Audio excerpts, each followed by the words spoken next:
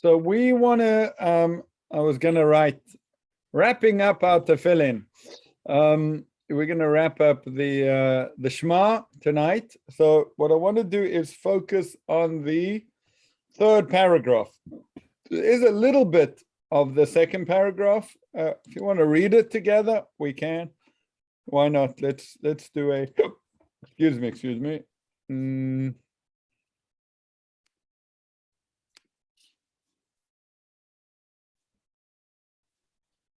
Let's share the screen here. Okay, and this one, this tab. Okay, so we saw all this, that if you keep the mitzvot, you get the grass in the land. If you don't, you schmeizt. Therefore, impress these words upon your very heart, bind them as a sign upon your hand, let them serve as a symbol on your forehead. That's the tefillin. Teach them to your children. This is all very much like the first paragraph. Speaking about them, reciting them when you stay at home, when you're on the way, when you lie down, when you get up, and inscribe them on the doorposts of your house and your gates. That's the mezuzah. To the end that you and your children may endure in the land that the Lord swore to your fathers to assign to them, as long as there is a heaven over the earth. So it kind of, finishes up with those same sort of what to do speak about these matters, make them symbols in your life, and it reiterates at the end that your longevity on the land is dependent on this. Okay, so that's called the second parsha of the Shema. And the most obvious reason for why this is included in the Shema is because, once again, it says, recite these words, recite them when you lie down and when you get up. And that's the same as the first paragraph. The first paragraph also was, recite these words when you lie down and when you get up. So that's what the Shema is. The first paragraph, the second paragraph. It's those paragraphs in the Torah where it says, recite these words when you lie down and when you get up. Let's look at the third paragraph. So that's from Deuteronomy 11:13-21. The third paragraph comes from Numbers 15:37-41, and it says like this: "V'yomei Hashem el Moshe lemo." Now God spoke to Moses as follows. Now remember, the book of Deuteronomy is all Moses speaking.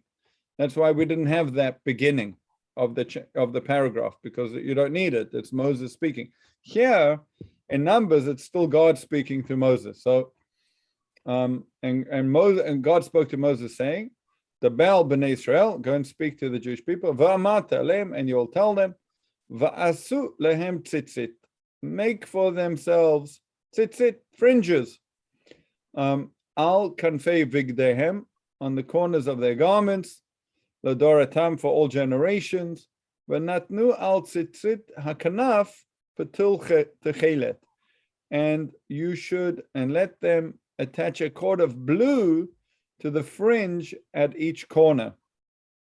Okay, and v'haya lachem letzitzit, it will be for you as a fringe. Uri'item oto, you'll see it, you look at it. Uzchatem et kol mitzvot Hashem, you remember all of the mitzvot of Hashem. Va'asitem otam, you'll do them. V'lo teturu acharei levavchem, do not follow after your heart. V'acharei nechem, and after your eyes. Asher atem zonim achareihem, in your lustful urge, or that you lust after them. Leman tizkaru va'asitem et kol mitzvotai, in order that you should be reminded to observe all the commandments. Vayitem kadoshim leElohechem, you'll be holy to God. Ani Hashem Elokeichem, I'm the Lord your God. Asher hotzeti etchem me'eretz Mitzrayim, who brought you out of the land of Egypt, liot lechem lelohim, in order to be your God, ani Hashem Elokechem, I'm the Lord your God. And that's the whole paragraph. Okay, so there we have it. Any questions just on the reading?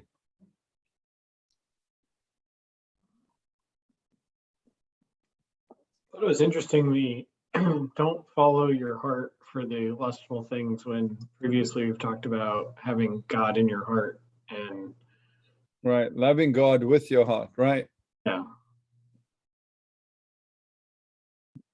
Okay, good. We'll tackle that.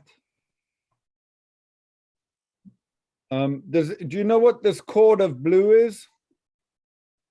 Have you ever seen tzitzit with what's called techelet?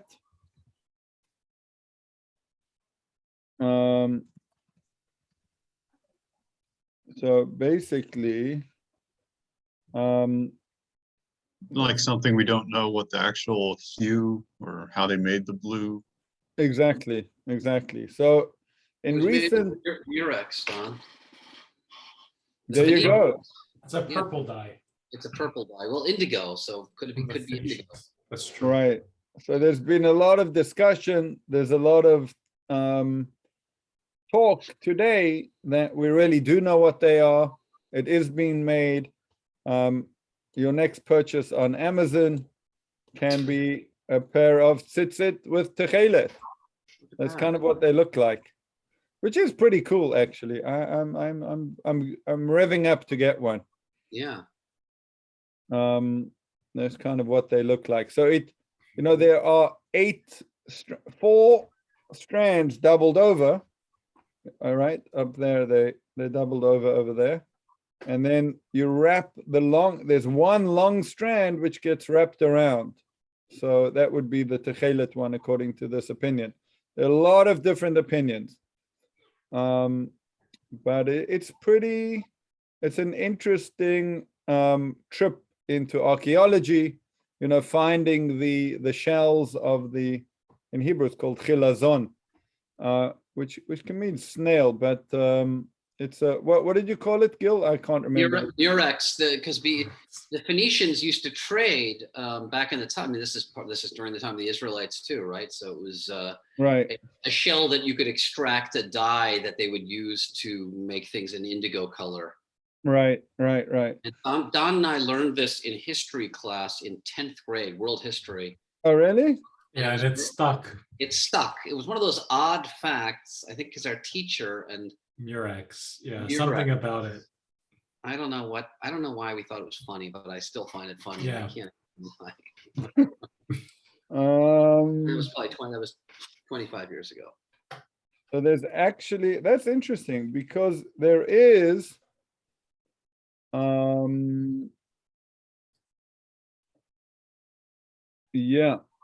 there is something called the Techelet Foundation, right? The Techelet Foundation. Based on, yeah. So now they have the hexaplex trunculus, which at first looks like leek green, but then goes into a purple hue. So is that the? Yeah, Murex trunculus. There it is. Is it? Where do you see Yeah, that? it says it right there. The then known by the name Murex trunculus in the first line. Oh, yeah. There's Oh Murex. yeah. Nice. All right. I wanted to say it, even if it was not the right answer. Ah, there she is. I was willing to gamble all Oh, over. beautiful. Hideous. Right. So it's a medium-sized sea snail. And the reason why we're pretty convinced today that it is because they found archaeological digs, what looks like techelet factories next to the sea. So it does awesome. say a lot. Yeah, that's great. That's so cool.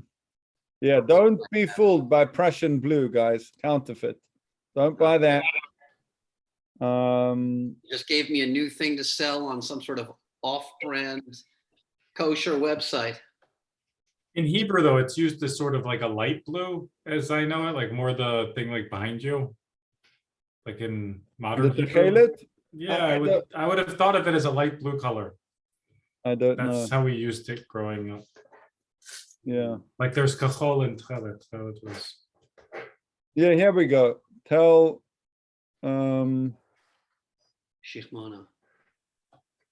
yeah. Now near the Near Haifa. yeah. Yeah, so that's where they okay, great. So that's very interesting. You can find some really cool YouTube videos about it as well. Because it's interesting. At first, it really looks green, but you have to expose it to sunlight, and then it goes this unbelievable, royal purple, royal blue, purple dye. Okay, fine. So let's talk about what about this passage in the Torah tells us it should be in the Shema? Like, if you're going to recite certain verses from the Torah every day, so we understand the first two parshiot, the first two chapters, because it says recite these words every morning, every night. But why should this be included? It has the same reminder motif as the mezuzah and the tefillin. Okay, interesting. We've got mezuzah, tefillin, and now tzitzit. I like Look that. at it and recall the commandments. Right? Right, to recall the commandments. Okay, that I'll buy that. The only thing I'm going to think about, which I'm not bringing anything up at the moment because I'm not, is do we have other things which remind us about all the mitzvot that we don't recite? Right? Like, I don't know where we learn it from, but Shabbat is equated to all of the mitzvot. Learning Torah is equated to all of the mitzvot. Now it doesn't say exactly this language over here that you will look at it and recall all of the commandments. These are sort of physical indicators. Yeah. The mezuzah, the Right. tefillin, the right. So there's an interesting language in the Rambam, which I think you could fit into there, Dan. We could work with you. Okay, so let me just show you what the Gemara says. The Gemara says, this one over here. I don't know why I got everything open, but yeah, okay, we can deal with that. Let's just go down a little. Okay, so this is back in the Gemara. We got Rabbi Yehuda bar Chaviva, Mipnei. Oops. I wanted to get out of this. Pasha tzitzit mipnei ma kavua. The Gemara continues. Why was the portion of tzitzit, ritual fringes, established as part of the Shema when its content is unrelated to the preceding portions? So what's it got to do? So Dan's answer is not that unrelated because it's another physical symbol to remind us to do the mitzvot.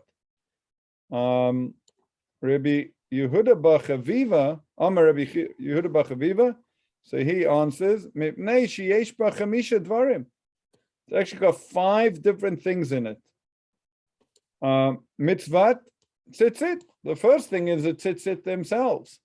Okay, maybe that's exactly what Dan's saying. Yetziat Mitzrayim. Now that's interesting.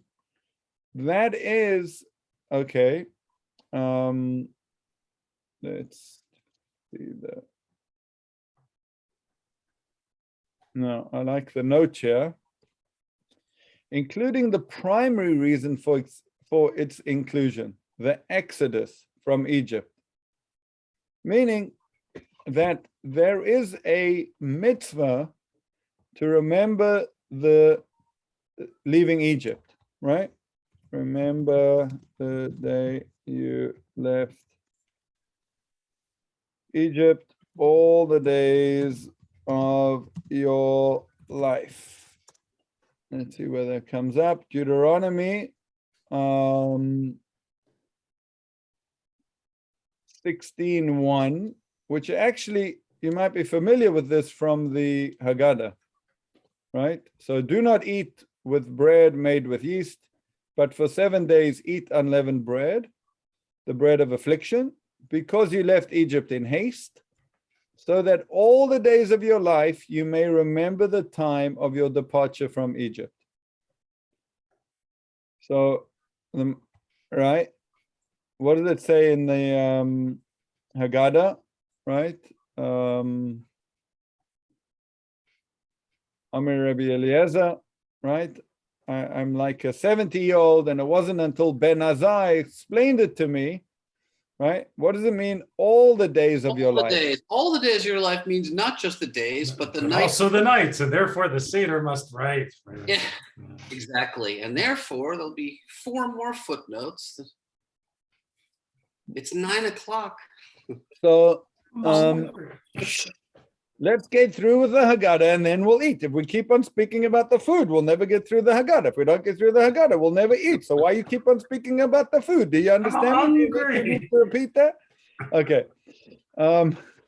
You've clearly All had this right. conversation. Okay, let's eat, and then we'll do the Haggadah after we ate.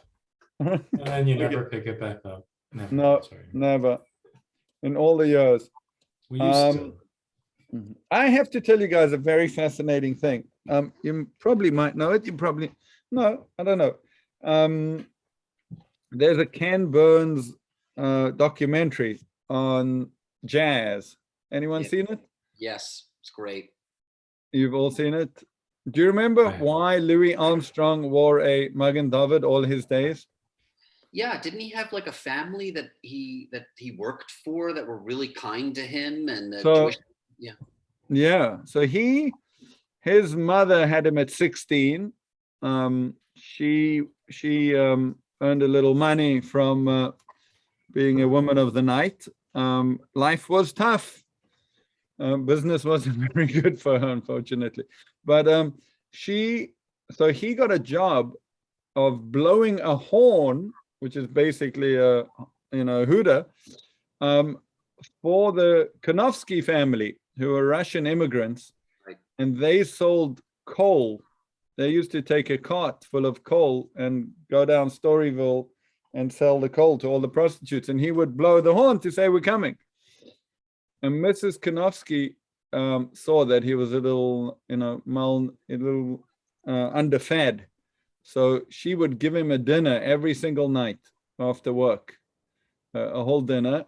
And then one day he saw a cornet for $5 that he wanted to buy.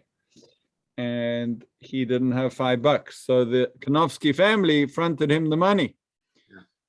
And in gratitude, yeah, and as Burns narrates, I don't know if he's the actual voice, but it's the narrator says, here's this guy growing up under real oppression and racism, and suddenly the very people, the white people who are the antagonists, start to take care of him, and he learns his humanity, that we're all human, and that's the end of the beautiful story. That's why he's saying it's a beautiful world. Okay. Powerful. Yeah, it is very. So anyway, so all the days of your life, right? So not only the days, but even the nights. And the rabbis say, no, only once a day. And the all comes to tell me, even when Mashiach comes, even when the Messiah comes, we'll still remember the Exodus. Okay, excellent. So that's a mitzvah from the Torah. Right? So it's a mitzvah from the Torah to once a day, at least, the halacha follows the rabbis, to remember the Exodus. So that's why the prime reason why we say the Parsha of Tzitzit. Now, we could have said many Parshiot regarding the Exodus, right? Yeah, I mean, when we look at the Tzitzit, it's interesting because, how many verses did we say there were? 37, 1, 2, 3, 4, 5. Only in the end, in the fifth verse, is there something about Tzitzit. So it's interesting. Well, just say that one verse. Why the whole thing? So I think that's why Rabbi Yehuda Bar Chaviva wants to say it's got other things in it. It's got Tzitzit, which is important. It's got the Exodus. Then it's got all mitzvot. It repeats the idea of the yoke of the mitzvot. You remember all the mitzvot. Dat minim hirur avera v'hirur avodah zara. What does that mean? Those are all very nice things. And that goes to David's question about what do you mean don't follow your heart. So it's got the admonition against the opinions of the heretics, against the thoughts of transgressions, of licentiousness, and the admonition against thoughts of idolatry. So if we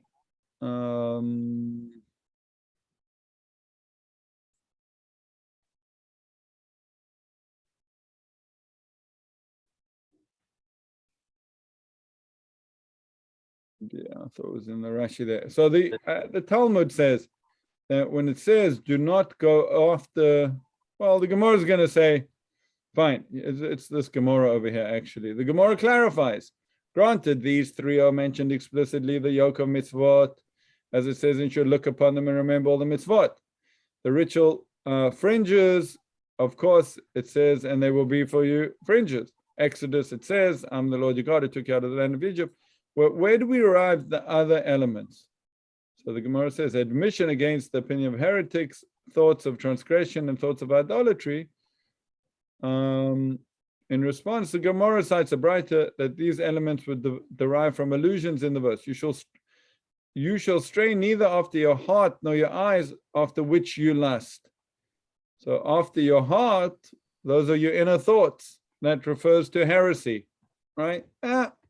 Right? God doesn't exist, etc. That one may arise in one's heart. So do not go after that. The Gemara offers a proof, as it stated, the fool says in his heart, there is no God. And the phrase, after your eyes, is the thoughts of transgression, licentiousness that a person might see and desire. As it says, and Samson said to his father, take that one for me, for she's upright in my eyes, Delilah. And you shall stray after refers to promiscuity, which is a parlance of the prophets, a metaphor for idol worship. As it stated, and the children of Israel went astray after the Baalim, after a certain type of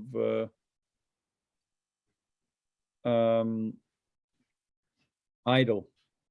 So just, the use of heart is a bit dynamic over here because, as David pointed out, in the beginning it says, love the Lord your God with all your heart. But I think we discussed at the time that there are two aspects of the heart. There's the aspect, the Yetzer HaTov and the Yetzer Hara. There's the good inclination and the bad inclination. So the obvious thing would be that here it's speaking about the evil inclination that's going to, draw you to heretical thoughts. That would be the obvious use of it. Okay, how by looking at the tzitzit are you meant to remember all the mitzvot? Right? So it will be for you, and you'll see them. Uri'itim uzchatem et kol mitzvot Hashem. You remember all of the mitzvot. Why? By looking at tzitzit, are you going to remember the mitzvot? Do you remember this one from 8th grade, guys? Is there like a knot for every mitzvah, and that's the number of, maybe it's the names of Allah? No, wait, They're supposed to be 613. If you count up the strings and the knots and everything, right? Isn't it? Something like that. Okay, so right. So Rashi says, and you shall remember all the commandments of the Lord. There we So go. See it, the letter.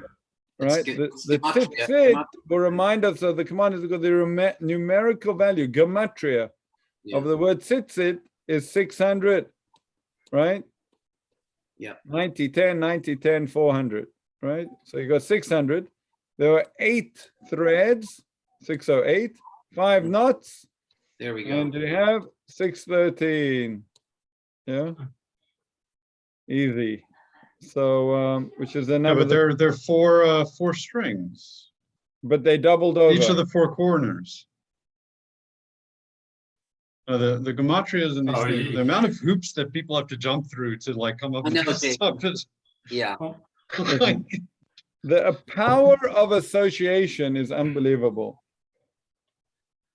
This one is more straightforward and like sort of more plausible than something that like Jason is talking about, because sometimes you see these like gematria calculations where it's like, actually it's an ion in that word. Okay, fine. Well, let's say it's an ion. We still have the value here because if you add you take out the nikudot, then you're subtracting my 4. I mean, it's like, oh, come on. This is like the torturous sort of pretzel twisting logic to try and fit it. But then again, there are some incredible gematria. I mean, like Yud, the number 10, all kinds of things that are pretty amazing. As for as many things as there seem sort of forced. If you want the more rational approach, I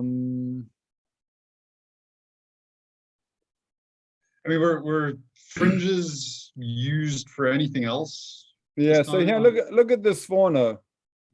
The Sforno says, looking at the fringes may be viewed as if their king had placed a stamp on your bodies, confirming that the wearer is one of his subjects. Right. So it's you're wearing the uniform. Yeah, you're not in uniform tonight, but right, when you're in uniform, it's pretty clear where your allegiance is. So the tzitzit is a type of uniform that it's you remember. Well, hang on a second. Why am I wearing these strings? Oh, because I'm really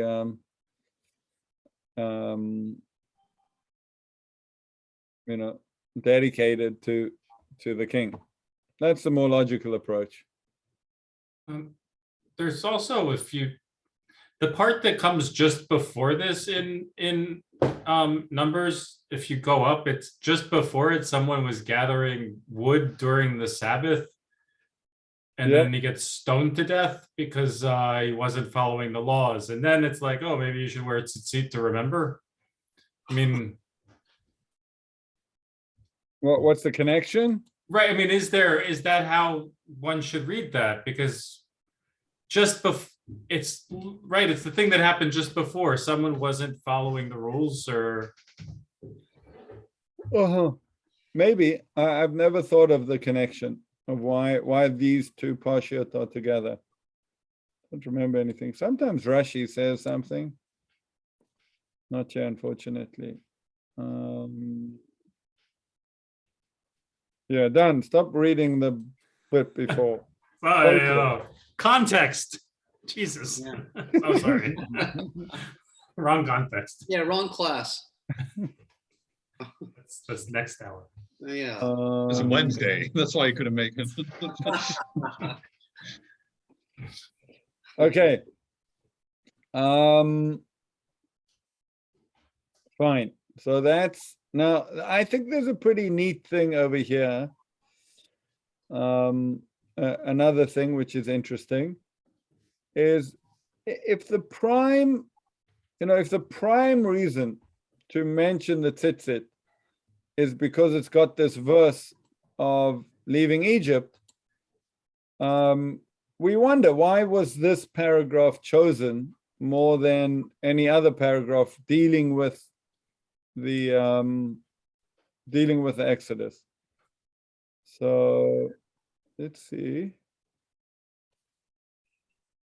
Oh, again, sorry to bracket again, but the first paragraph also sort of, if you continue from there a little bit, there's also something about the Exodus that follows Where? after the first paragraph of not in Numbers, the Deuteronomy 6, the first paragraph of the Shema. So if they wanted, what I'm saying is if they wanted to get in something about, right, Yeah, there's just- like, I cleared the land for you, you're going to go into cities that you never built, and I Right. took you out of Egypt. That's like 2 or 3 sentences after. So if that was an important part to get in, Right. If that they was could the have. right, exactly. Mhm. So where's the Rashi I'm looking for? Oh, I think at the end. Okay, so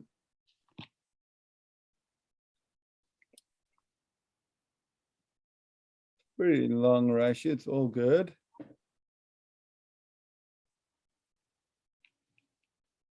Oh, hello. Look, there you go. From the work of Rav Moses the preacher, I copy the following.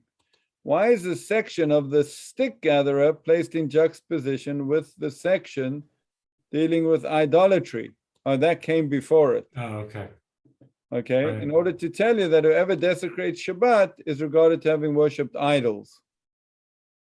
For it, the law of Shabbat is also among the equal importance of the entire sum of commandments, just as is the law of idolatry. So to the book of Ezra, and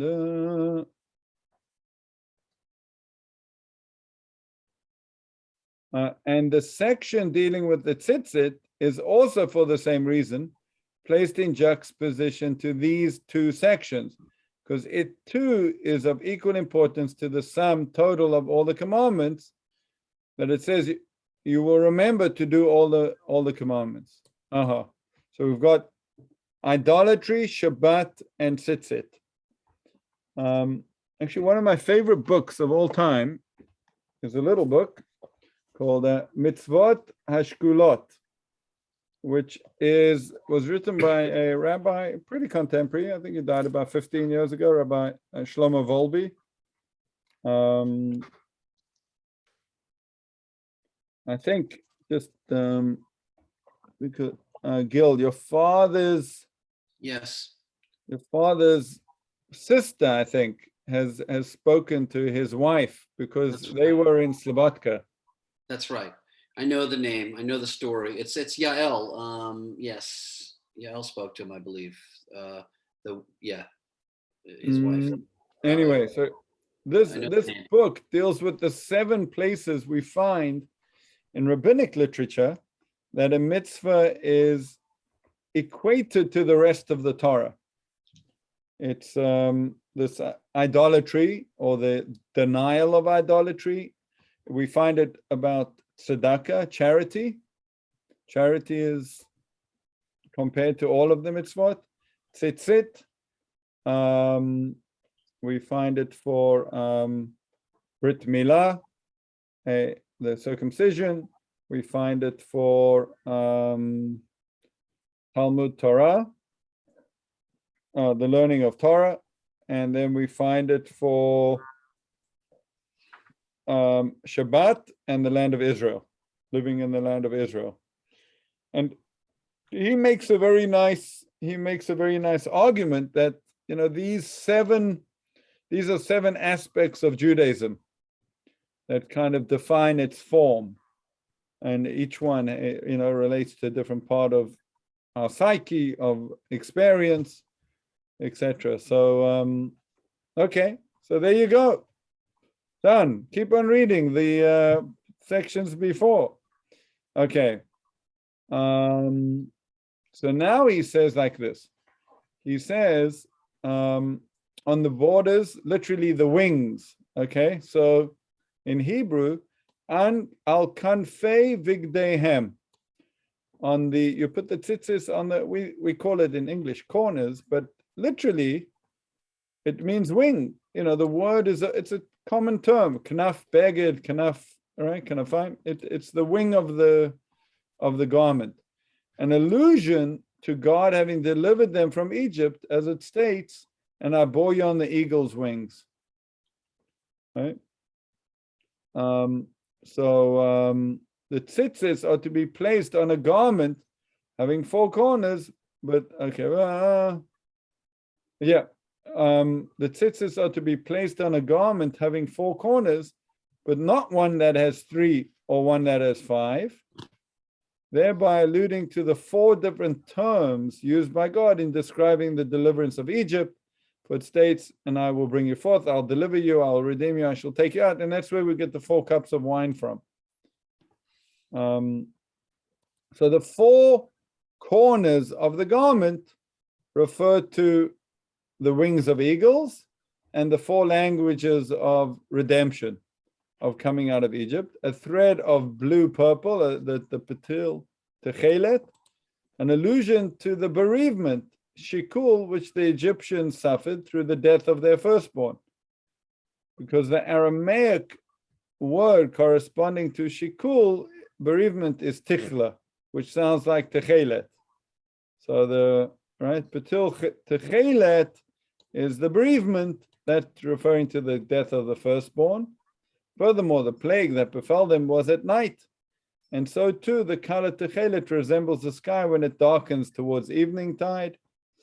And the 8 threads in it, the tzitzis, are allusion to the 8 days that Israel waited from the time that they went forth from Egypt until they sang the song of praise at the Red Sea. So what is Rashi doing here? I mean, it's pretty, the connections are pretty far-fetched, but again, I think associative thinking is very loose. We know that. We go from place to place very quickly. But I think what Rashi is doing is really explaining that it's not just that last verse, which of course is the only verse that explicitly talking about the Exodus. It's the whole parsha. The whole part, the tzitzis themselves represent the Exodus. So that's why the rabbis chose it as the 3rd paragraph of the Shema.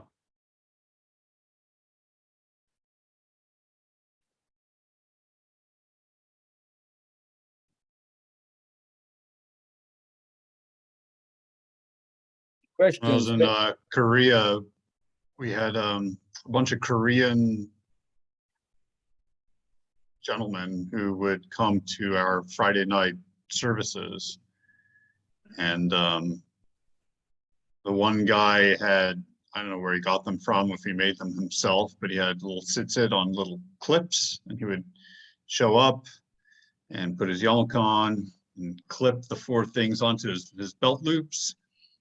And he'd do the the Friday night stuff with everyone. He'd pack up to go home. He'd unclip them all, take the yarmulke off, put it together. Yeah, wow. It was like that's the way he did it, and I don't see why it was any worse than any buying a little thing that sits it from Well, I think you should get his name and send him a Shulchan Aruch, and he'll definitely start. But yeah, fascinating. There's something about Korea and Talmud study, and like I don't know, it seems to be verified that they have it, but they have a weird version of it. It was like this sort of strange translation done by some random guy, like not a rabbi or anything like that, and it's a very condensed version of it, but it's like mandatory reading at school and stuff like that. And it deals with the less halachic, right? More the allegoric. Yeah, I think so. You can buy it at any Korean store, bookstore. You can buy whatever Hangul version. Have they translated it into English? No, it's all in Hangul. So interesting. Did you learn to read that? So you can learn it in 6 hours or so. It's a very logical alphabet. So of course I didn't. But I, I'm I glad know, you I know finished some, them. Six hours? I I know didn't some have of the 6 letters and hours. stuff That's a like lot that. of Yeah. time. That's Yeah, awesome. I'm like, Busy man, man. I'll get to it, and then of course you never get to it. But you like yeah, I can recognize names, certain names like soul, for instance, and things like that, where you could Huh. recognize names. But it's all about how the tongue and the lips to form certain sounds. That's what the symbols are. Oh. Extremely, it was like thought up by some king in the 1300s or 1500s, and he just created it based on sort of logical principles of language. It didn't come from anything else before it. The words were all like Chinese words or whatever it was, the alphabet itself. Uh-huh. Interesting. Yeah, I met a guy in Israel who had come from Mexico, and he got his hands on the Bible and decided to try and keep it. And he actually, I don't know if he knew to write the parsha, like the paragraph, but he wrote something, he engraved it onto his doorpost because that's what it says. Write these words upon your doorpost. So he was like, okay, I will write these words upon my doorpost. So, he engraved it in. Yeah, funny. Yeah, the tefillin are a hard one to make by yourself. Like, what are they? It's one of the it's used as a proof for the fact that there must be a oral law, right?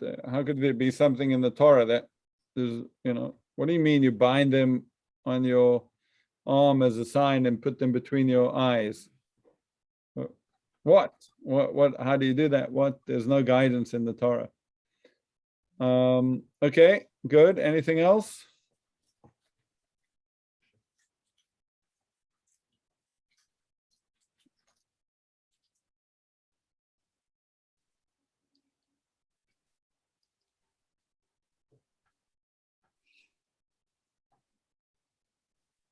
Like the unloved paragraph. I mean, we spent 9 weeks on the other two, and then Well, yeah, there's a lot to say on every verse, of course. There's a ton of commentary. This one's interesting. Rashi says, Asher atem zunim achareihem. Yeah. V'lo tatur acharei levavchem.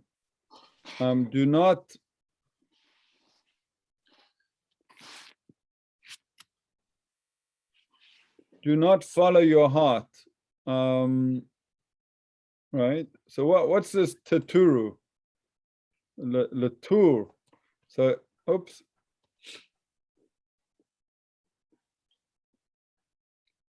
So go on, someone who feels like reading this. The verb, go on, Gil. The verb has the same meaning as in Numbers 13:25, quote, and they returned from searching. Is that muchar? Mitur. Oh, mitur. I can't, it's so small. Well, let me make it a little bit bigger for you. There you go. Okay. And they returned from searching the land. The translation, therefore, is, and ye shall not search after your own heart. The heart and the eyes are the spies of the body. They act as its agents for sinning. The eye sees, the heart covets, and the body commits the sin.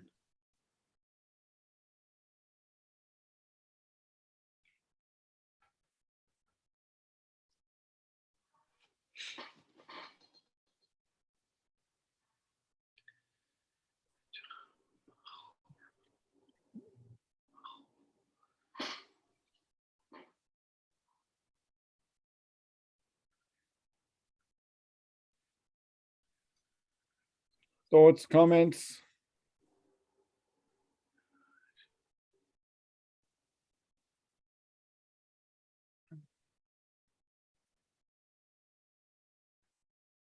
I think the definition of heart over here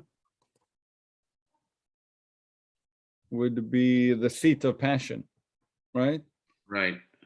The eye sees and the heart covets, or the heart desires. Yeah, but it's the same heart though. So again, it's more of the sort of the sort of dichotomy, Yetzer Tov, Yetzer Hara, right? I mean, is the point that the heart is the seat for both, and that the eyes can be used sort of equally for servicing one or the other impulse. Right. Well, the eye sees, and what the eye sees, the heart desires. Yeah. So, you start off with what you're looking at. Yeah. Right.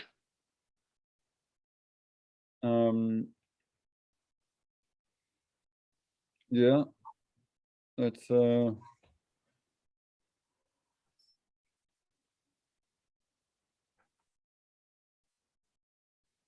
right. I guess the value in Judaism of modesty and physical modesty is based on that. Is that we understand the psychology of man, right? That what we see we will desire.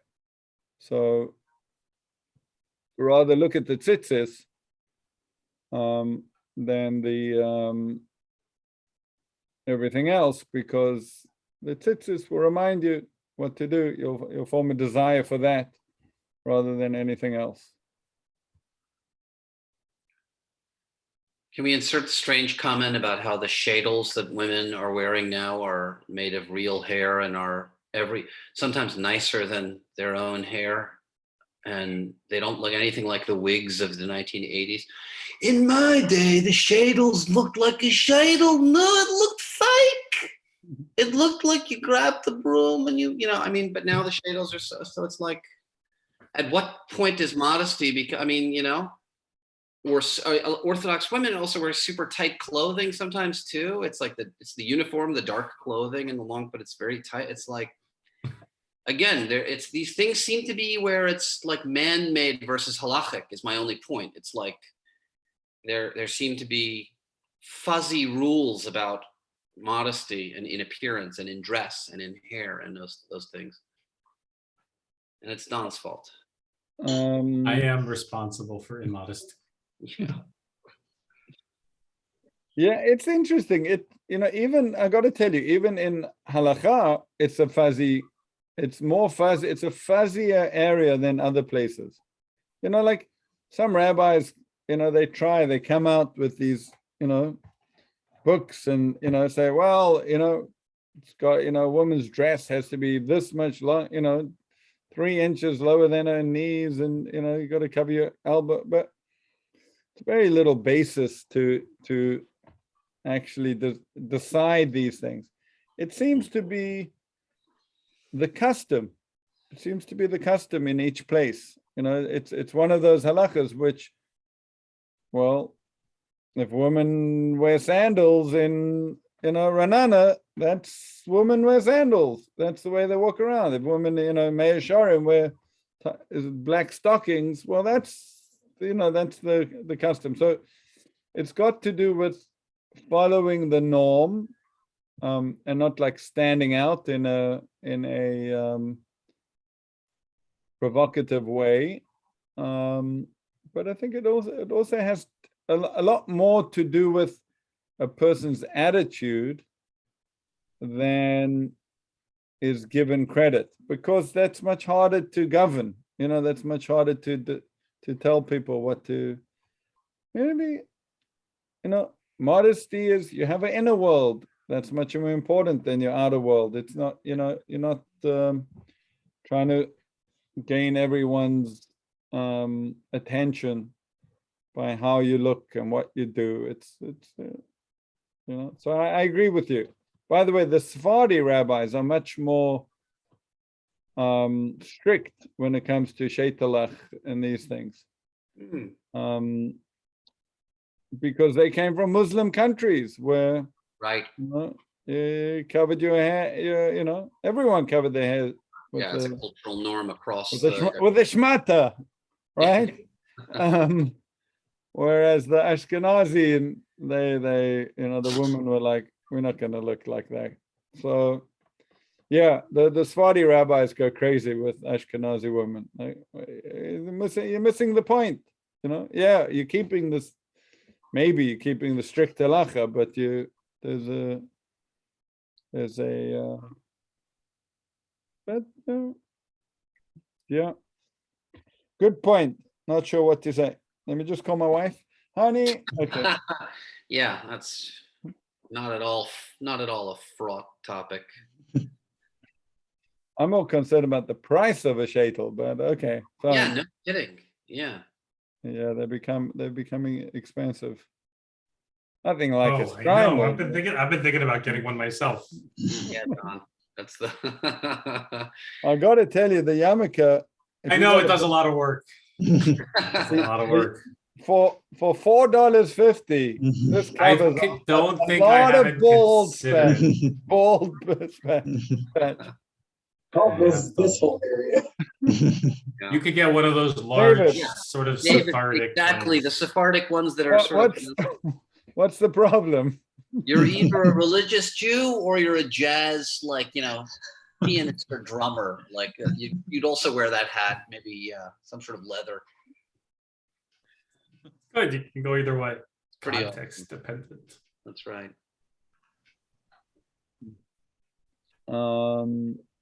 Okay, so there we are, gentlemen.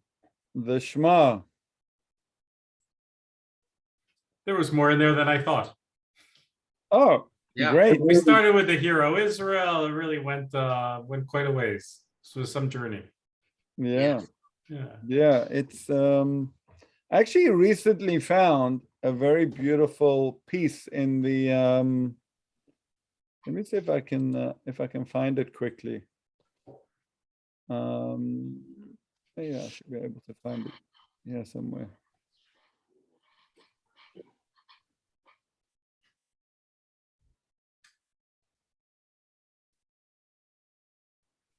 Oh no, that's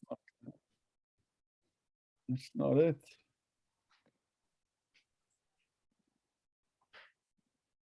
Oh.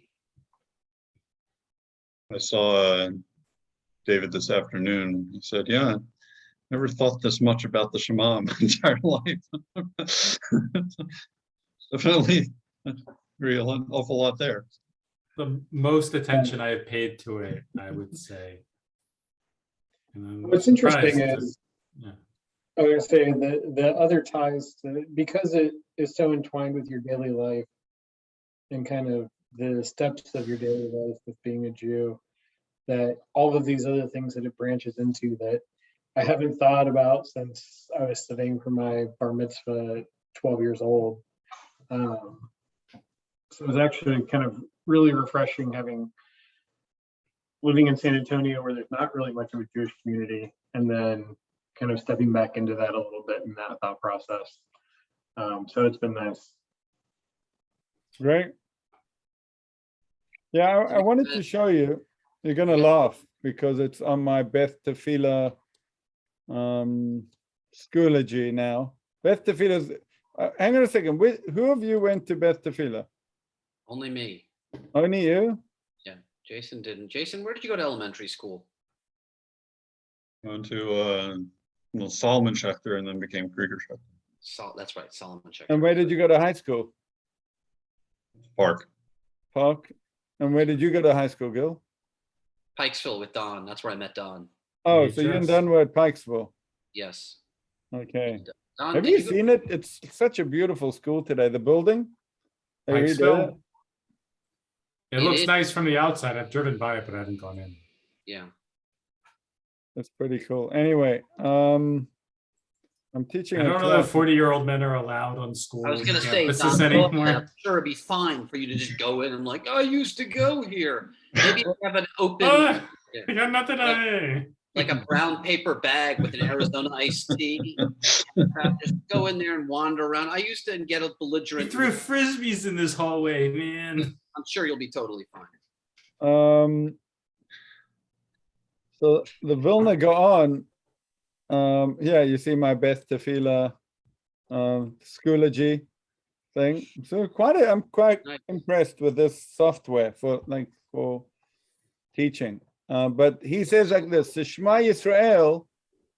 He says, I can find the 10 Commandments in the first paragraph. So he says, Shema Yisrael, Hashem Elokeinu. That corresponds to I'm the Lord your God.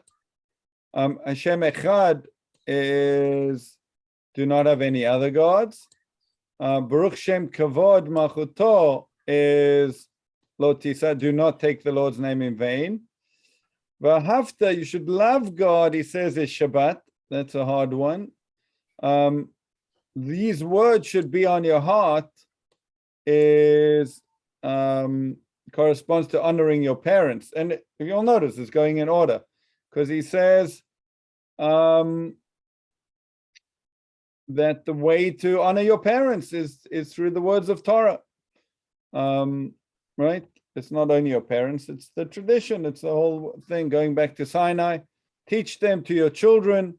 He says it's do not murder because you don't teach them Torah. You like murdering them, right? Got to give them real life, the life of the world to come. Dibat tabam, yes, speak about them when you're sitting in your house going on the way. That corresponds to do not commit adultery. Only the Rambam says only a mind absent of wisdom thinks about such things. Bind them on your hand is against do not steal, because you typically steal with your hands. Bind them as a sign upon your between your eyes is do not be a false witness, because you have to testify what you saw. And write them on the mezuzot of your house and not your, right? Do not covet your neighbor's house, he says, is the corresponding thing. So there you go, right in the first paragraph of the 10 Commandments.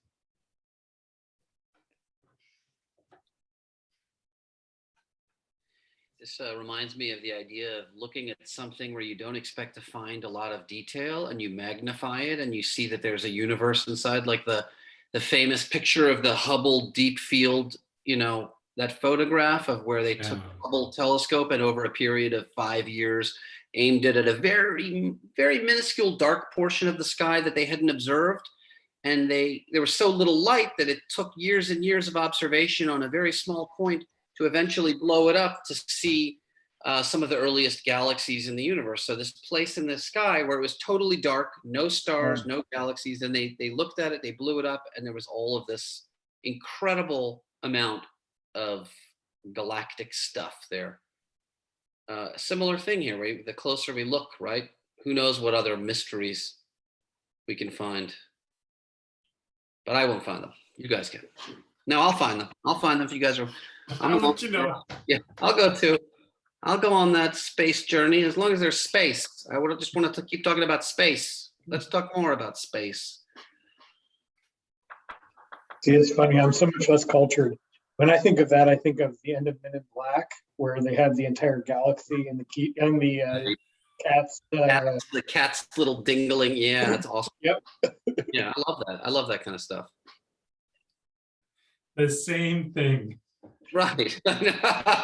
How disappointed are you, Rabbi, in this that we've sort of, yeah. It's sort of like that. No, it's not really like that, actually. It's different. But... You've all learned nothing. Yeah. I don't know. Okay, yeah. So well done to all of you. Yeah, I think this was meant to be a 10-week course. I think we overdid it, but we went over time, but it's been great. And I really look forward to doing our next book with you. And next week, I'll email you when it does. I'll give you a proof of life picture. Okay. I'll send okay. I hope it with a newspaper with the days. I hope it arrives before next Tuesday. And I recommend trying to read it yourself. To pick it up, see what it. Is there any place you're planning on starting? Like, is there? Because it's not a short book. Right. It's not that I don't read. I read a lot, but I don't. Yeah, we'll start in the beginning. You'll see the. Is there a Cliff Notes version of the book that I can order alongside the main one? I'm just asking for a friend that's named Dan. Don't Late worry, he has night. investments in that too. It's only $1,100 on Right. Yeah. I have a private recording of the Cliff Notes, but it's you know, with inflation, with the supply chain issue, it's gone up to 1,400. We're expecting to get that out of the course. That's the plan. That's awesome. Yeah, Okay, start so at the beginning. Start at the beginning. Start at the That's beginning. good. All right. All right. Sounds good, guys. Looking forward to it. All right. Good night, Okay, everybody. we'll see you next Tuesday. Okay, see you guys. God bless. Bye.